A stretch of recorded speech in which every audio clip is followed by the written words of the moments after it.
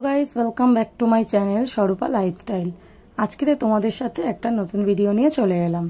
আজকে বানাবো সোয়াবিনের মুইট্টা, নিরামিষ স্বাদের দারুণ টেস্টের একটা রেসিপি। তো নিরামিষ দিনে কিন্তু তোমরা এটা বানিয়ে খেতেই পারো। এক থালা ভাত কিন্তু এক নিমিষে উঠে যাবে। তোমাদের সাথে গল্প করতে করতে সোয়াবিনটা কিন্তু আমি ভালো করে ফুটিয়ে নিয়েছি 2-3 মিনিট ধরে। নিয়ে 3-4 বার কিন্তু আমি খুব ভালোভাবে ধুয়ে নিয়েছি। নিয়ে এই লাস্ট বার ধোয়ার সময় তোমাদের সাথে শেয়ার করলাম।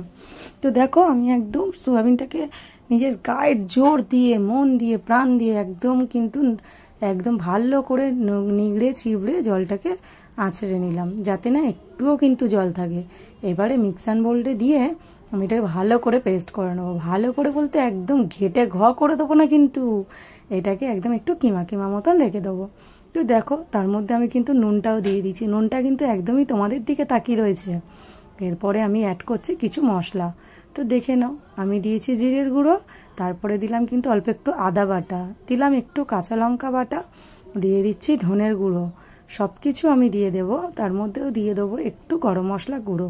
যেহেতু সোয়াবিন, সেই জন্য একটু গরম মশলা দিলে না ভালো সেন্টটা বেরোয়, জানো তো, সেই জন্য দিয়ে দিলাম। দেখো কালার হওয়ার জন্য কিন্তু অল্প একটু হলুদও দিয়েছি। দিয়ে এবারে দিয়ে দেবো অল্প একটু বেসন। বেসনটা দিয়ে আমি খুব ভালোভাবে এটাকে মেখে নেবো। না না, বেসনটা ডেলা হয়ে গেছে বলে কিছু মনে করো না, প্যাকেটে তো হাওয়া লাগলে তো ডেলা হয়ে যায়, তাই না? তো দেখো বেসন দিয়ে আমি কিন্তু আমার মুইঠার মতন একদম শেপ দিয়ে বানিয়ে নিলাম সব কটা। হাতে কিন্তু একটুও লেগে যায়নি, খুব সুন্দরভাবে কিন্তু মুইঠাগুলো আমি তৈরি করে নিয়েছি। তোমাদের যদি মনে হয় যে কড়াতে একটা দিয়ে আগে দেখে নেবে যে সেঁটে যাচ্ছে কি না, যদি মনে হয় তাহলে কিন্তু অল্প একটু বেসনও অ্যাড করতে পারো। তো দেখো তারপর আমি এটা ব্যাটার বানিয়ে নেবো। এখানে আমি বাদামটা পেস্ট করে রেখেছিলাম, দিয়ে দিলাম একটুখানি হলুদ গুঁড়ো, দিয়ে দিলাম কাঁচা লঙ্কা বাটা, তার মধ্যে ধনে জিরে গুঁড়ো, তার মধ্যে দিয়ে দেবো গরম মশলা গুঁড়ো। সব কিছু আমি এর মধ্যে অ্যাড করে দিচ্ছি। দিয়ে এটার না একটা ব্যাটার বানিয়ে রেখে দেবো, যাতে মশলাটা ভালোভাবে কষাতে পারি।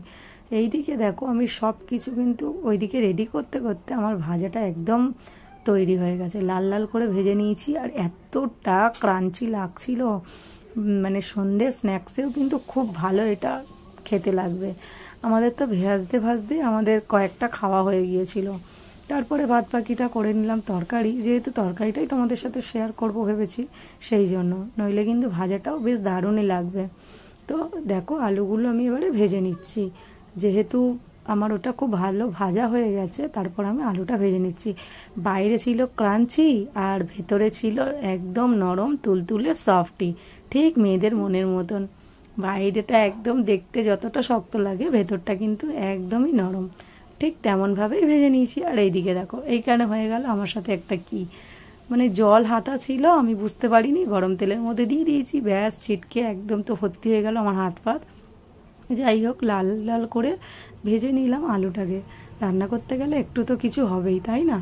তো যাই হোক দিয়ে দিলাম দেখো শুকনো লঙ্কা, গোটা জিরে, আর দিলাম গরম মশলা ফোড়ন, দিলাম তেজপাতা একটা চিড়ে। একটুখানি নেড়ে চেড়ে নেবো যাতে ফ্লেভারটা ভালো আসে। সুন্দর একটা স্মেল কিন্তু বেরিয়েছিল। তার মধ্যে আমি অ্যাড করবো টমেটো কুচি। টমেটো কুচিটা দিয়ে একটু নুন দিয়ে ভালো করে নেড়ে চেড়ে নেব, যাতে টমেটোটা খুব ভালোভাবে নরম হয়ে যায়। সেই জন্য কিন্তু খুব ভালো করে কিন্তু নেড়ে চেড়ে নেবে। এরকমভাবে যদি আমাদেরকে যারা হিংসা করে তাদেরকে যদি এরমভাবে খুব ভালো করে নেড়ে চেড়ে নিতে পারতাম না, মনটা খুব শান্তি হয়ে যেত। আরে না না, মজা করলাম। তো যাই হোক এদিকে আমার টমেটোটা দেখো ভাজা হয়ে গেছে।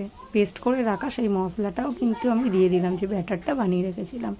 সব কিছুই কিন্তু অ্যাড করেছি, দেখে নাও।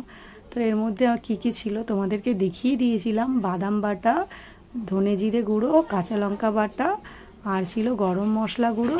সব কিছু দিয়ে আমি এটাকে মিক্স করে রেখেছিলাম, ছিল হলুদ। এবারে আমি দেখো দিয়ে দিয়েছি বাটিটা ধুয়ে অল্প একটু জল, তার মধ্যে দিয়ে দেবো লাল লঙ্কার গুঁড়ো, আর দিয়ে দেবো একটু সামান্য চিনি। চিনিটা দিলে কিন্তু মানুষের মনের মতন মিষ্টি হয়ে যায়। যাদের মনে একদম নিমপাতার মতন তেতো না, তাদের মনে একটু চিনি ছড়িয়ে দিলে বেশ একটু মিষ্টি মিষ্টি লাগে, বেশ ভালোই লাগে, জানো তো। সেই জন্যই কিন্তু আমি তরকারিটাতেও একটু কিন্তু দিয়ে দিলাম চিনি। নিরামিষ তরকারি তো একটু চিনি দিলে খুব ভালো টেস্ট আসে। তো তারপরে তো খুব ভালো করে আমি আলুটা কষিয়ে নিলাম, এপাশ ওপাশ সেপাশ করে।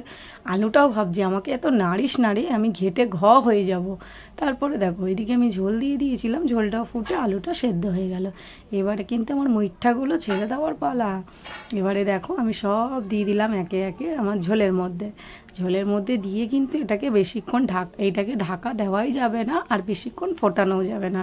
ওই বললাম মেয়েদের মনের মতন কিন্তু ভেতরটা খুব তুলতুলে, সেই জন্য কিন্তু এই যে গ্যাসটা আমি জোরে দিয়ে এটাকে আমি একটু ফুটিয়ে নিয়েছি 2-3 মিনিট মতো, নিয়ে গরম মশলা আর ঘি ছড়িয়ে আমি এটাকে ঢাকা দিয়ে দেবো প্রায় 10 মিনিটের মতো। 10 মিনিট ঢাকা দিয়ে তারপরে যেহেতু ফ্লেভারটা সব কিছুর মধ্যে অ্যাকসেপ্ট করে সেই জন্য কিন্তু আমি ঢাকা দিয়ে দিলাম। ঢাকা দিয়ে এবারে আমি চলো 10 মিনিট পর তোমাদের খুলে দেখাই। তো কেমন হয়েছে বন্ধুরা অবশ্যই কিন্তু কমেন্ট করে জানিও, আর প্লিজ একবার ট্রাই করো, দেখবে দারুণ লাগবে, এক থালা ভাত নিমিষেই উঠে যাবে। তো চলো ভিডিওটা যদি ভালো লাগে লাইক কমেন্ট শেয়ার, টাটা।